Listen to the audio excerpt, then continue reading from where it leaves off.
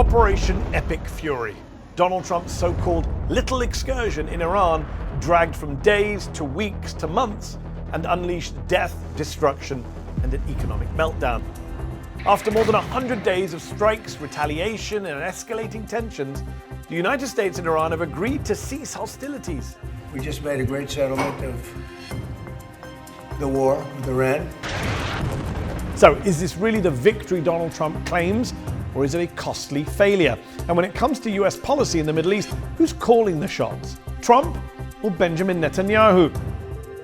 My guest tonight is a retired US colonel who has spent decades helping shape America's foreign policy in various roles at the Department of Defense. He said that Operation Epic Fury, while imperfect, should be considered a success. I'm Mehdi Hasan, and tonight I'll go head-to-head with David Des Roches, the former head of the Pentagon's Directorate for the Gulf and Arabian Peninsula. In our interview, recorded shortly before the announcement of a deal between the United States and Iran, I challenged him on the consequences of the war, Iran's nuclear ambitions, and the US's role in the region. I was also joined by three experts: Mohammad Ali Shabani, a Middle East scholar and editor of the London-based news outlet Amwaj.media, focused on Iran, Iraq, and the Arabian Peninsula; Barak, an associate research fellow at the national security think tank, the Henry Jackson Society; and Sanam Naraghi-Anderlini, the British-Iranian founder and CEO of the International Civil Society Action Network.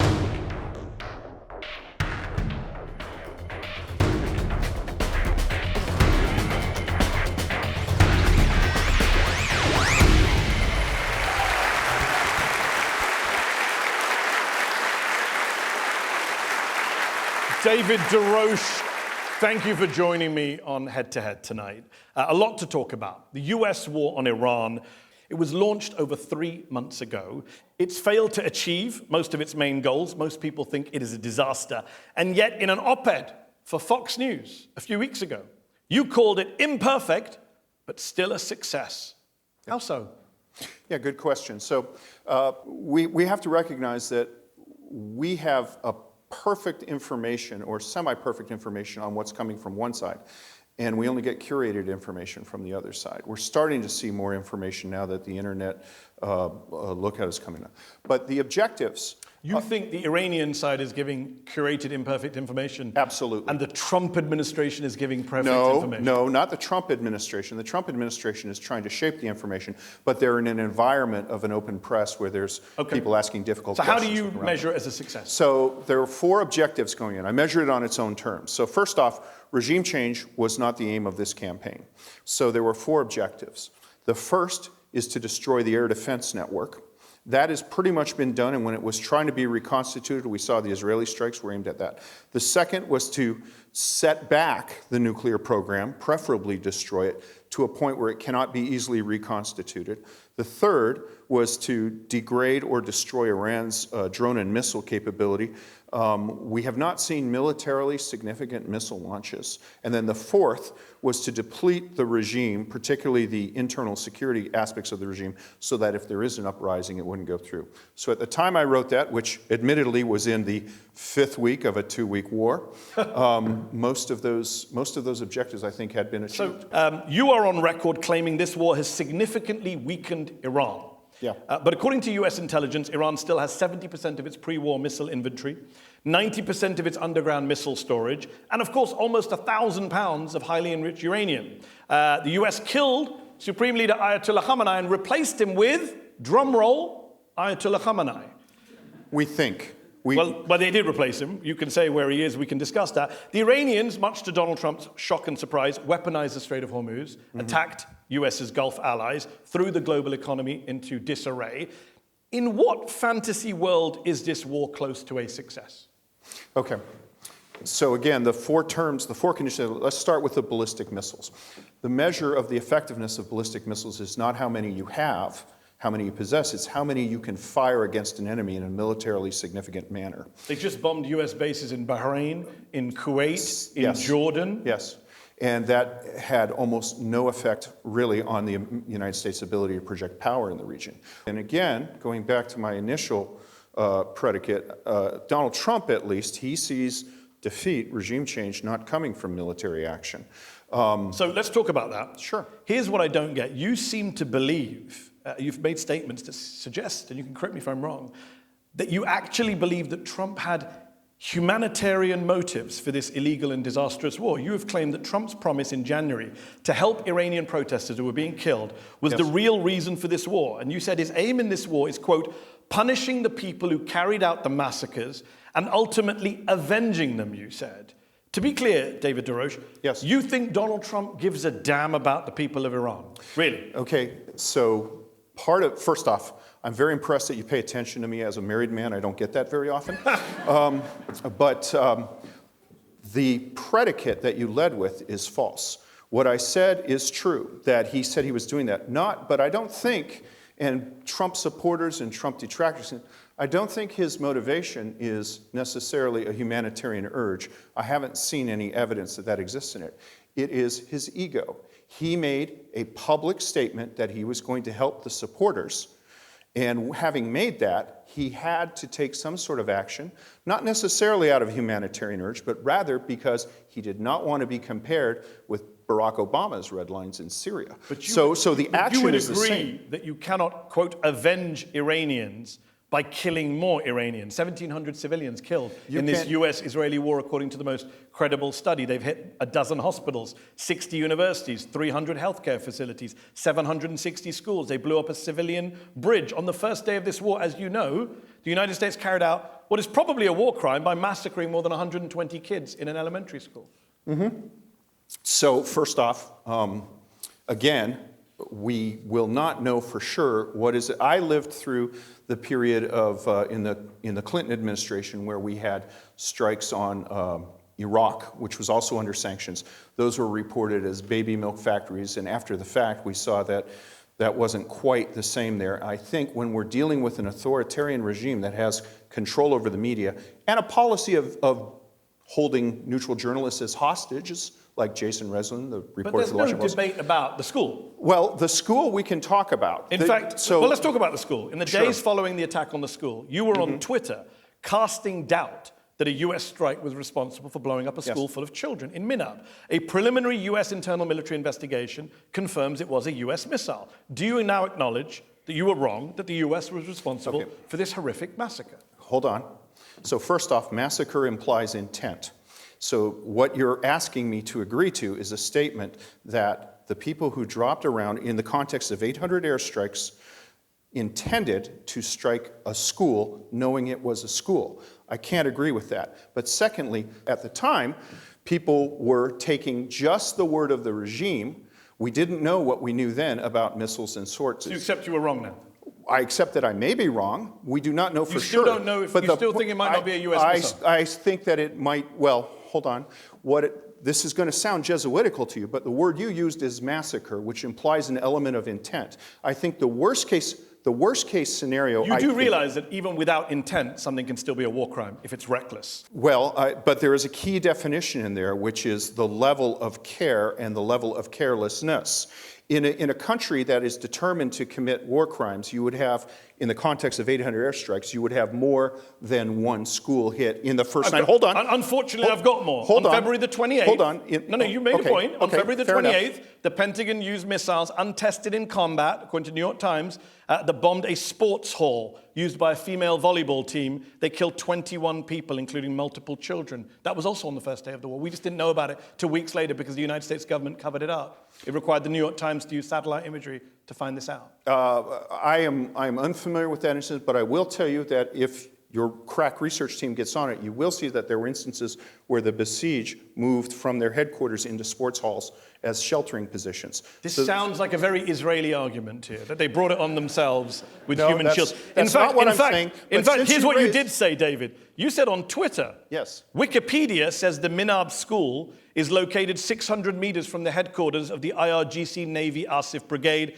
and used to be part of the base. Yes. Which sounds like you're justifying the massacre of kids by saying, well, the military base was nearby, so it's their fault. I would point out to you that U.S. Marine Corps base in Quantico, Virginia, is very close to the Crossroads Elementary School. Yeah. If the Iranians or one of their proxies, God forbid, bombed Crossroads Elementary School and said, well, it was the US Marine Corps' fault for building a base near the school, we would all condemn that. So would you, wouldn't you? Well, first off, let's take a step back and assume that the United States deliberately wanted to kill children in a school. That. No, but let's just assume this. Let's just assume this, okay? Why would you assault a regional headquarters that has no influence on policy when you could kill the children of the regime leaders in Tehran? So clearly, it does not make sense if you assume the worst intent. But going forward, the size of the Quantico base or any other standard U.S. versus the size of the MENAB base are fundamentally different. But all the evidence shows that it was very clear to anyone who bothered to check that this was a school, that it was separate from the base, and that's where the recklessness comes in. Au contraire. Take a look at the aerial photographs of the base. The difference between... Sky News went to the base. The difference... New York Times looked at the base. So look at the photograph, and what you'll see is that there's a smaller base with a perimeter around it. The school was originally part of that base and was used for military purpose. And since 2016, it was very clear on satellite imagery it was not part of the base. Let's stay on this subject, because it's an important subject, and let's bring in our panel. And I want to bring in Barak, who's an associate research fellow at the national security think tank, the Henry Jackson Society. Barak, you also seem to have justified this massacre at the school by US airstrikes. I watched a speech you recently gave in London at a Iranian diaspora pro-war rally. You said, quote, "The location of the Revolutionary Guards base was the real war crime." Yeah. Just to be clear, I just did some checking before I came here, like I did with David. There is a Church of England primary school just minutes away from the Bramcote military barracks in Nuneaton. Is that a war crime by the British Ministry of Defence to put their base near a primary school? In the context of a conflict, if somebody does their due diligence, they attempt to prevent civilian casualties, and their target is an IRGC base, then it is a legitimate target. The collateral damage may be tragic, but the actual strike is completely legitimate. Did you really come to a public gathering to refer to 120 dead kids as collateral damage? Look, that might be it might be, I said the word tragic as well, but that is what it is. Collateral damage, 120 Iranian kids killed. Of course, that is collateral damage. Collateral damage means the unintended consequences of a strike. But you do realize, as I explained to David, it can still be a war crime. I said in the very beginning that if you don't take your due diligence to attempt to take every measure to prevent civilian casualties, then it would be a war crime. I would assume that every attempt would have been taken to prevent that from happening. So how do they end up killing 120 kids on what day? I don't know why you would want to assume that that was the intent. I never said a word about intent. I've been very clear. Well, it's not about intent. No, but it's about reckless behavior. But if you use the word massacre, you do assume an intent. If you use the word massacre, you do assume an intent. That's not true at all. Recklessness is intent. I want to bring in Sanam Naraghi-Anderlini, who's a British Iranian founder and CEO of the International Civil Society Action Network. A lot of this war was sold as a way of freeing the people of Iran, as saving them after many of them were killed in January. And then we had this incident on day one. What did you make of it? And what did you make of what you've heard so far? So first of all, I think what we know is that it was also a double tap incident. So let's say that they didn't know that it was a school.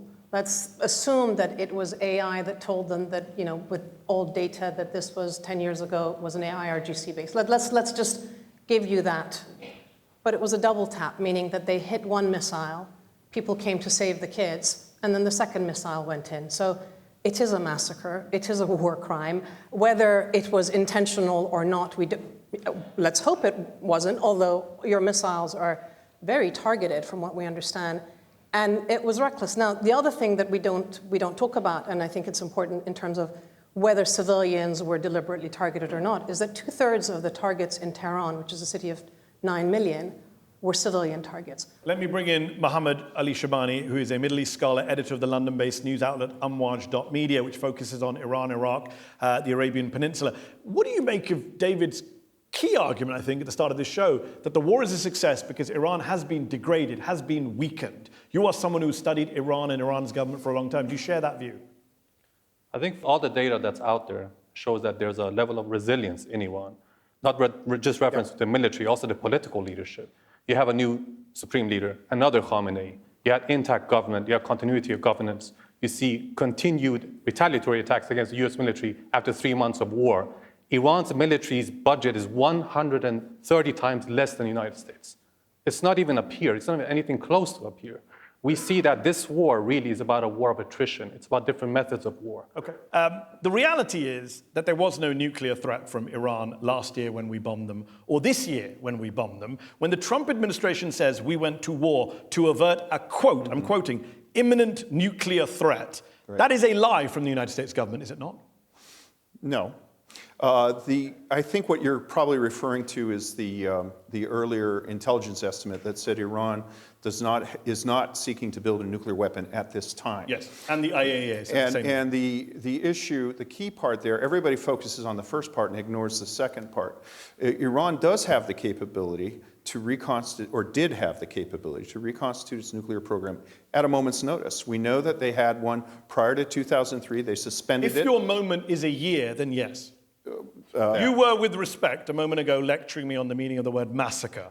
Yes. I would say to you the meaning of the word imminent to most people is not years from now. You give me massacre, I'll take imminent. That was a lie from the Trump administration. And as you say, US intelligence confirmed that Iran was not building a nuclear weapon, not just not building a nuclear weapon, and I'm quoting here, Supreme Leader Khamenei has not authorized the nuclear weapons program. He hadn't changed his mind. But the capability, the capacity, the ability to do that, you can't capability call is a threat. an imminent threat. Imminent, we can argue over, but capability is a threat. So let me ask you about where the president's going. Donald Trump wants to sign a deal. He wants to sign a deal that prevents Iran from getting highly enriched uranium, a deal, he says, in which they pledge never to build nuclear weapons. Yes. The US already had this deal.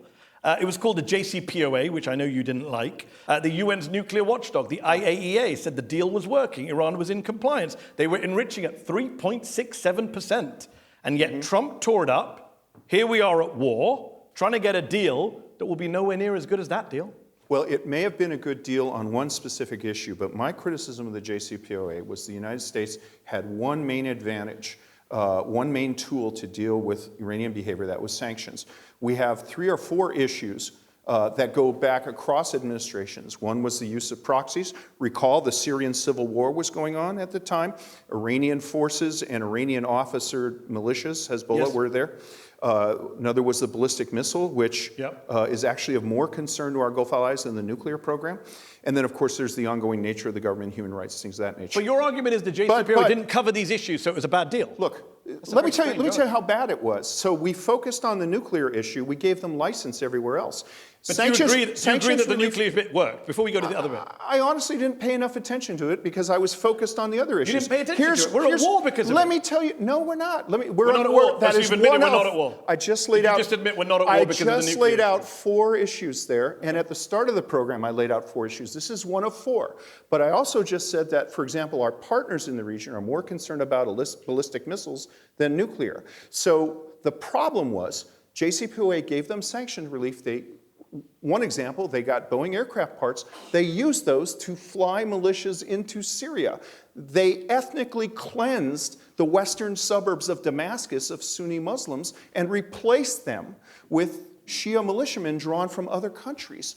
That was all enabled under the JCPOA. If the JCPOA had been kept in power, Bashar al-Assad would still be ruling Damascus. He'd still be barrel bombing his political opponents. That's an absurd claim. You can't possibly know that. And many would argue if the JCPOA was still there, we wouldn't be in this war, killing school kids and calling it collateral damage. The JCPOA would have expired last year. That's not true. The sunset clause on nuclear enrichment was till 2030. Check the date, David. It's 2026. And let's bring in our panel. Mohammad Ali Shabani, JCPOA, it gave away the house. It gave away our leverage. It caused the ethnic cleansing in Syria. It enabled. Your response? Dave, I think, look, you're a political scientist. You've been in the military. I think you are well aware that threat is about capability plus intent. It's not just capability. Israel has tried to make it about capability, which means that every single nation in the region is basically a potential threat down the line, now including Turkey. You can bomb an enrichment plant. The threat, if you think of it as capability, is not about the physical structure. It's about the scientists. It's about the universities. Iran has thousands of nuclear scientists. As long as you're going to approach the nuclear issue as an issue to do with capability, you will never resolve it. There is no possible solution for it. The United States will lose from the outset of any such kind of endeavor. Because fundamentally, structurally, you cannot go after knowledge. You cannot bomb knowledge, right? We cannot change the definition of threat. Because once you start doing that, you kind of just open the box and all kinds of things come out of there. Let me bring in Barak Sina. The truth is, Barak, this was never about the Iranian nuclear threat, a lot of people would say. This is Israel's war. This is a war that Benjamin Netanyahu has wanted for 40 years. He did a video bragging that I've wanted this war for 40 years, and my friend Donald Trump did it for me. John Kerry came out and said, every president said no. We said no. Bush said no. Biden said no. Isn't it the case that this was always Netanyahu's war and Trump is just the first US president dumb enough to give it to him? I wouldn't assume that. Just because Israel consistently wanted it doesn't mean that it was the tail wagging the dog, that somehow Netanyahu imposed his will on President Trump. There's no evidence for that. Not imposed, but lobbied, persuaded, cajoled, manipulated. I think there's a lot of kind of conspiratorial thinking here. Is it conspiracy when the State Department issued a statement on its website saying the US is, quote, engaged in this conflict at the request of Israel? Is it a conspiracy theory when the US government says it out loud? Well,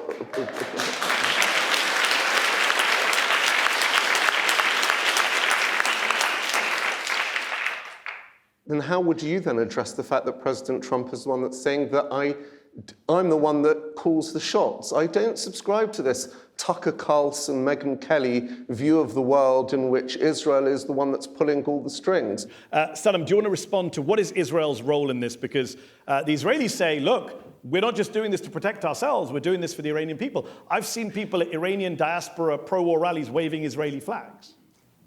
We have a country of about 90 million people, so to suggest, first of all, that the diaspora waving Israeli flags is representative of a majority is questionable, to say the least. That's one thing. Second is that if we look at the role of Israel in the region and the policy of regime change that the US over different administrations has had, essentially Iraq, Syria, Libya, all of these countries were places where if there had been the will to foster democracy, if you want, or freedom, they would have actually challenged Israel's role vis-a-vis Palestine. They would have been a legitimate democratic force to do that. So it's to Israel's benefit to have all of these countries, not only without a strongman dictator, but actually on their knees. And I think that this is exactly what they wanted to do with Iran. They want Iran to be on its knees.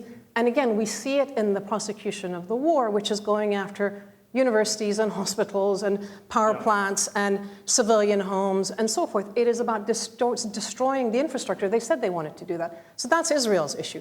We've had a lot of discussion in part one. Thank you to our panel. In part two, here at Conway Hall in London, we're going to hear from our studio audience very patiently waiting here in the hall. And we're going to talk to David about some of the historic issues, the grievances between the two countries.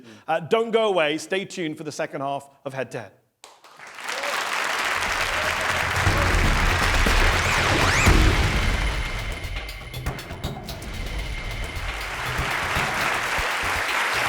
Welcome back to Head on Al Jazeera. My guest today is David Des Roches, who spent years in the Department of Defense, in the DC foreign policy community, shaping US Middle East policy. We're talking about Iran and America tonight. David, in part one, we talked a lot about the war that's going on right now in the Middle East. But let's talk a little history and context.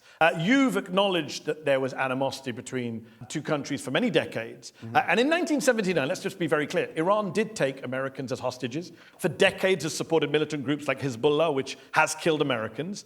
But a lot of Americans seem to ignore the fact that over the years, the US has posed a much bigger threat to Iran than vice versa. The US backed Saddam Hussein's illegal invasion of Iran.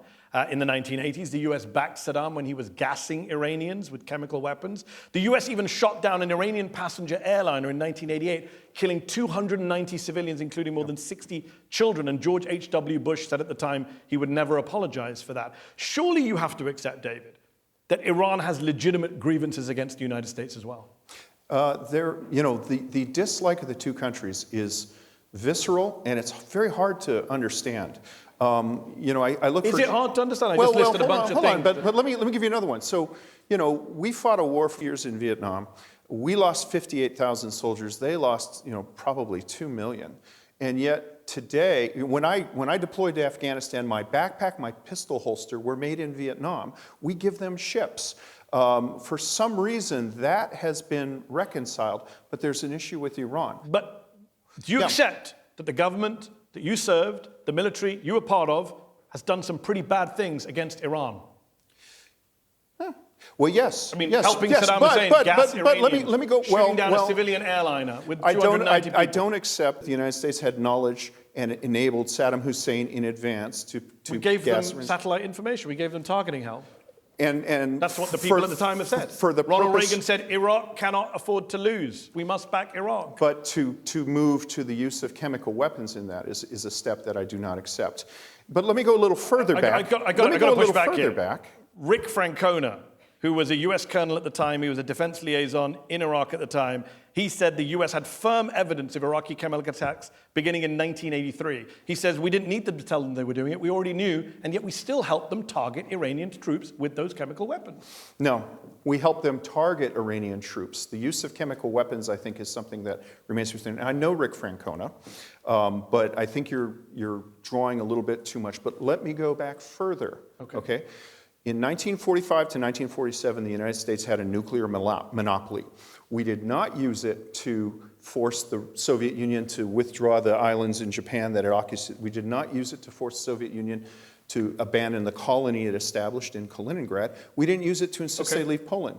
We did use it for one thing. We threatened the Soviet Union to get them to leave the parts of Iran that they occupied. Iran, at the time, it owes its existence as a unitary nation to American action. I'm pretty sure Iranians would disagree with that description. But since we're going back in time further than the 1980s, let's go back to 1953. You know the Iranians often start the clock in 53 compared to Americans in 79. Ben Affleck did a great job with that. When the CIA and the MI6 here from the UK overthrew Iran's elected Prime Minister Mohammad Mossadegh in 1953, the US then supported 26 years of a brutal dictatorship under the Shah, who had a secret police that tortured people, as you know, disappeared opponents. How can the US claim, as you suggested in part one, to want democracy and a better government in Iran when we helped get rid of the only democratic government they had? Well, first off, not a democratic government. If you look at the nature, there wasn't a popular referendum on Mossadegh. Mohammad Mossadegh was an elected prime minister. Mohammad Mossadegh was an appointed prime minister. Sorry? An appointed prime minister served at the pleasure of the Shah, according to the Iranian constitution. Do you know what country you're in right now? Yes, I do. Do you know how Keir Starmer became prime minister of the UK? Yes, I do. He was appointed by the king. Does that mean we don't have a democratic government? I think parliamentary systems, that's how it works. Are you claiming that the electoral system in Iran in 1953 is the same as in the UK No, I'm today? suggesting that you as an American are not understanding that parliamentary systems don't require a direct election to be democratic. He was elected to parliament in 1923. He served in the Majlis, the Iranian parliament. Yes. When he became prime minister, he was an elected member of parliament. It was a democratic government by the definition of that time. Was it a liberal democratic government? We can argue about it. But it was clearly elected by the people. And we overthrew it in a coup that the CIA long ago admitted to. Or are you going to deny that as well? Well, let me ask you, do you accept that the king can dismiss the prime minister? Do I accept that the King of England can dismiss the prime minister? He could, but it would be very awkward because it's a constitutional king, not an absolute king. 1953 was very awkward. Look, let's keep going down this analogy. Your use of words, King Charles, I'm sorry, your use of words, yes. If we know this show requires many dictionaries and thesauruses, if you have an educated audience. If the King of England dismissed Keir Starmer because the CIA helped him do it, yes, it would be a real problem, I assume, for the people in this room. Okay. The King's mother dismissed the Prime Minister of Australia. It has happened. Many people object to and that. it is extraordinary. But first off, when you said democratically elected, that implies that there was a nationwide popular vote that evaluated Mossadegh. It doesn't imply that. It implies that there was a parliamentary democracy with a government that was elected to parliament, and we came along. And when I say we, I'm British and American. The British and the Americans came along and toppled that prime minister in a coup, which the CIA has admitted to, which then led to the Shah taking absolute power, torturing people, killing people, which then led to the Iranian Revolution, which we then complain about. We helped set that all in motion. It's called blowback for a reason. Well, I do accept, look, in the context of the Cold War, there were many unsavory regimes. There was a reflexive response to the fear of communism. I think that the action that the United States took in support of Britain. That was done primarily not because we were afraid of Mossadegh taking over.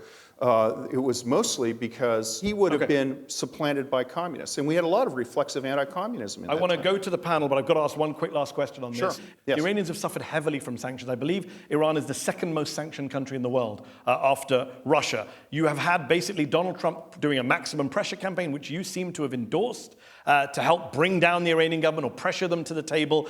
We've had harrowing stories of cancer patients, kids not being able to get medicines because of these sanctions. That is collective punishment of the Iranian people for 40 years. You can't blame people for being pissed at America if you've got 40 years of horrific sanctions. Well, look, the United States is a superpower. Most countries in the world, everything that's wrong, the United States, you can either draw a line to something we did do or something we didn't do. But that being said, you've highlighted a problem with sanctions on authoritarian regimes. And if you look back at the historical record of sanctions when Saddam Hussein ran Iraq, you saw the same thing, which is Saddam Hussein still has a gold-plated toilet seat. There is an issue here, and I think that we've gotten somewhat better at looking at sanctions, but indeed, one of the problems with applying sanctions to an authoritarian regime is the people in charge get a larger piece of a shrinking pie. That's a great high-level analysis, but my question is, if you're an Iranian person living under that sanctions regime, wouldn't you be angry at the United States? You might, and you might also be angry at the people who are generating the behavior that leads to sanctions. We don't sanction countries at random. Okay. Let me bring in. Let me bring in Mohammad Ali Shabani, who runs Amwaj.media. These protests that happened in January that led to all the violence. We don't know how many people died. Thousands of people, lots of numbers being bandied about. David mentioned that may have been one of the reasons that Donald Trump spoke out and boxed himself in. How much of that economic discontent do you attribute to sanctions? How much to Iranian government mismanagement and corruption and repression? I think it's definitely a combination of the two. I think what we need to know is that the US government, since at least 2012, has explicitly basically been saying that we want regime change. We're going to try to immiserate Iranians as much as possible, put as much pressure on them in their daily lives as possible for them to change the regime. Because that's much cheaper for us. It's much easier than for us to send in our military, like in Iraq in 2003. We're just going to make sure that they have no option but to basically revolt against their own rulers to try to have a change in policy, because Iran, again, is not a democratic system. But without this sanctions regime, I find it very difficult that Iranians would rise up and be killed in the thousands because they're feeling that desperate that they have no option but to go out into the streets. I think that would be unlikely.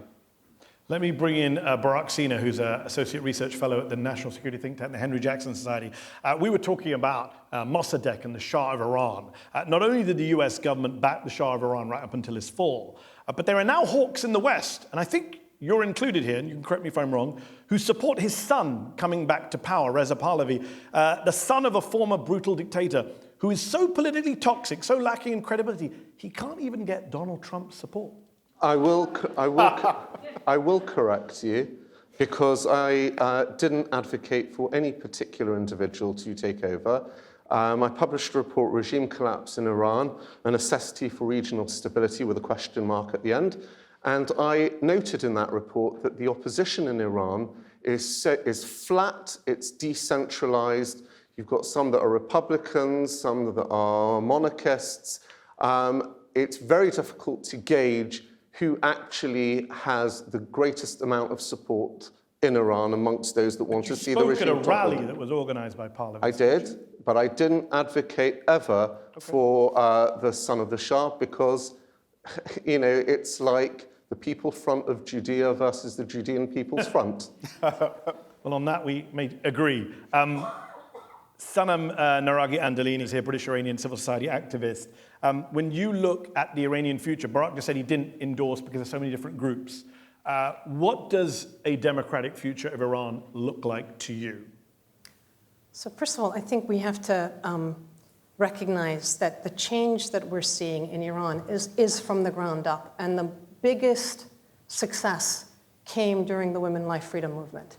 It was when women led the fray and they were nonviolent, they were on the streets, and they actually got the demands that they want. The fact that you can walk down the streets of Tehran right now or anywhere and see women walking around without their hijab, it's not a social issue, it's actually a political issue, because the hijab was an ideological symbol of this regime. So people on the ground are doing the change from below. And economically, the problem with the sanctions is that They started with Clinton in '94. What we've done is we have squeezed the private sector, independent private sector, and we have enabled some pretty egregious elements of the regime to balloon. I just wanted to come back to one point. We keep going back to 1953 and 1979.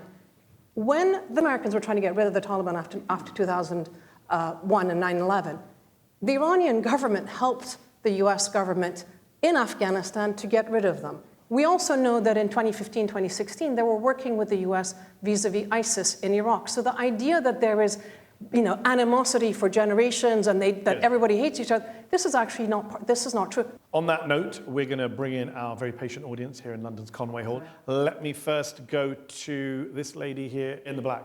Stand up, please. So one of the aims of this war was to destroy Iran's nuclear capability, which I'm not sure it's achieved.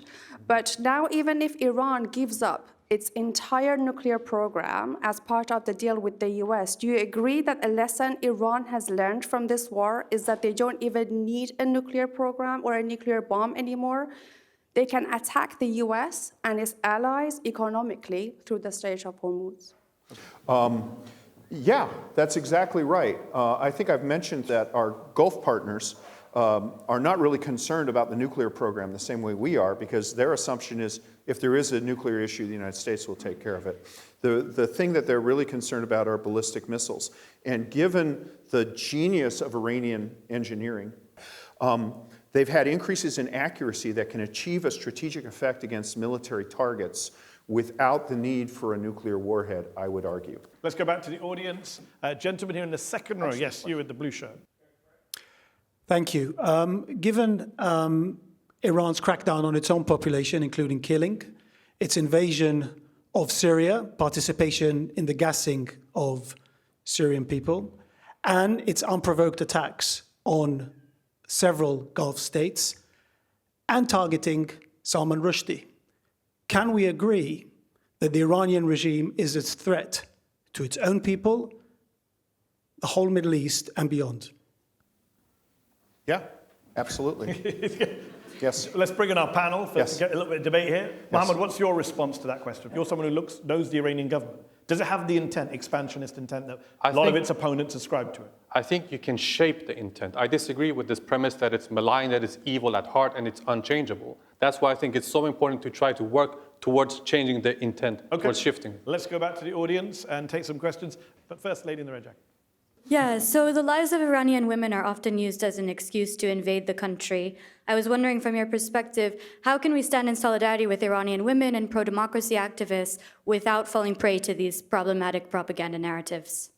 That's probably a better question for Sanam, honestly. So what I would say, and I think we hear, is that if you listen to the women's rights activists, including the ones who were in jail and the women's movement in Iran, they have been anti-war and anti-sanctions from the get-go, and they have spoken very loudly about these issues.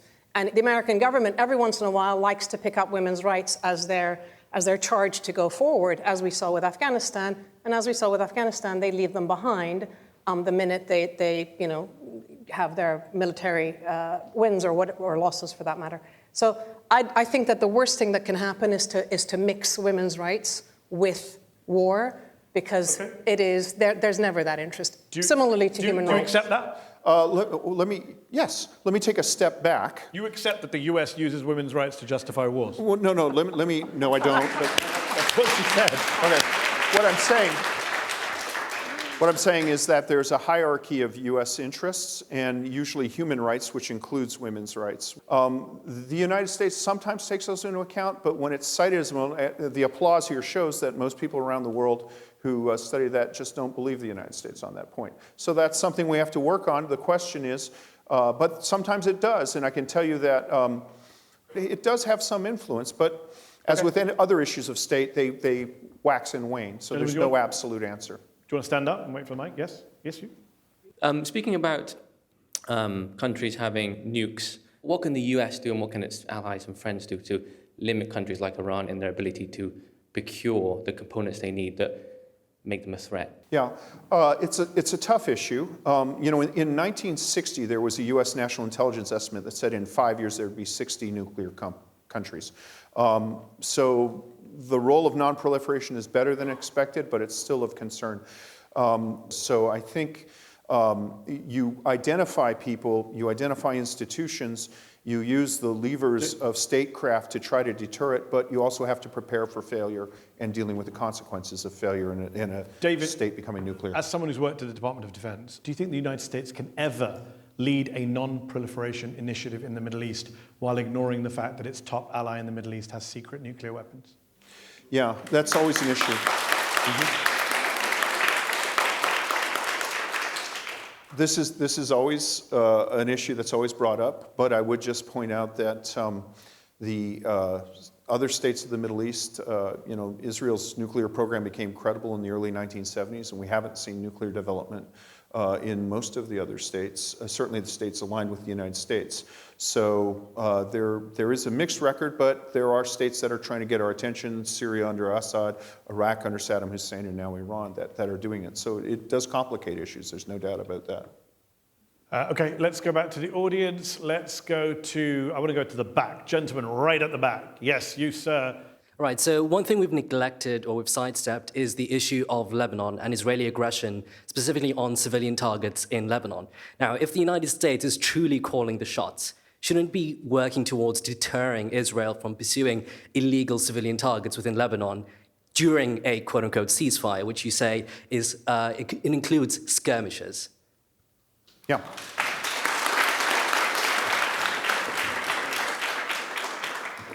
Well, the United States deals with this whenever our partners are at war. So the exact same question was argued by people about Saudi and Emirati actions in Yemen, for example. And there's a general sense that there's a switch somewhere in Washington, we flick it, and the airplanes fall from the sky.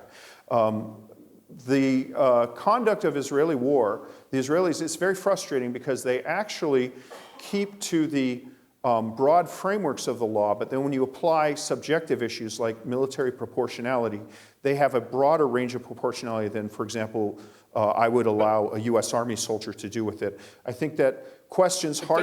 David, yes. the question was about southern Lebanon. I noticed a moment ago you were very passionate about how the JCPOA enabled Iran to do ethnic cleansing in Syria. Those were your words. Yes. We all heard you say them. Right. Israel is ethnically cleansing Shias in southern Lebanon. Right now, 1 million people displaced from their homes. I don't see the passion or condemnation from you on that. Because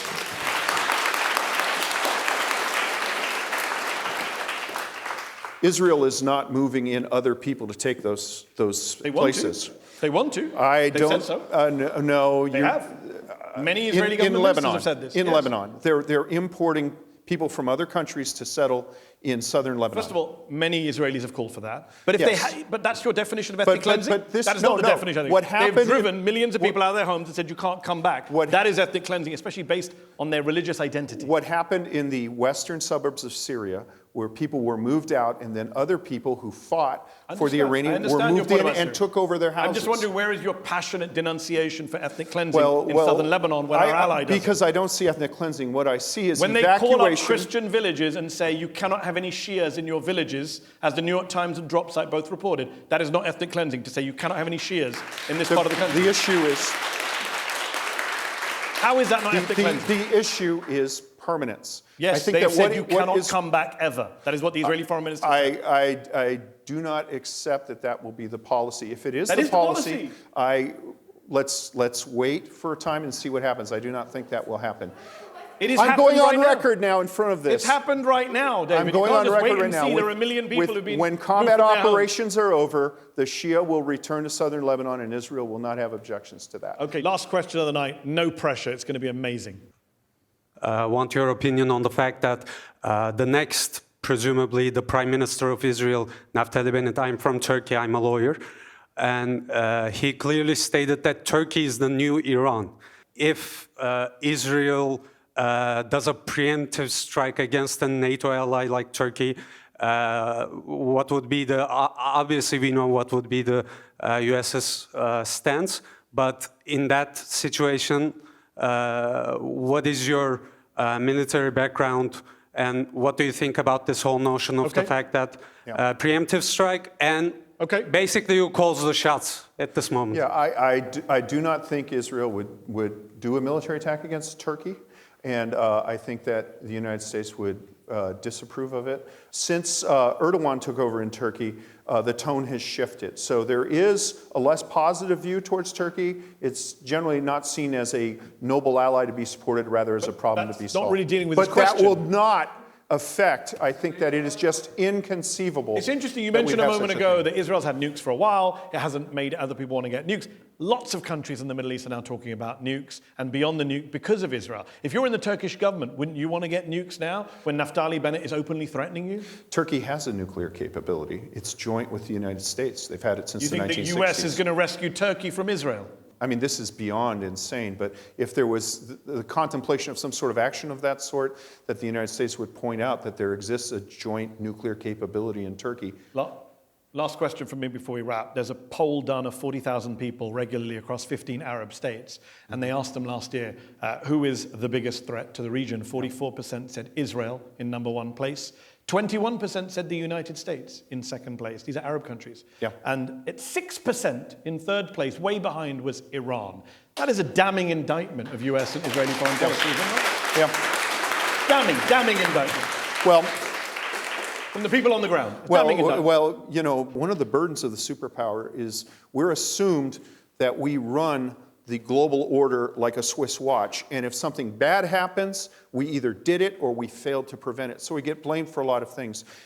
We abandoned US information services in the 90s, and that was a foot shot of unimaginable magnitude. We basically have ceded the global information space. So honestly, I'm surprised that we got 21%. I think that's a better output than I was expecting.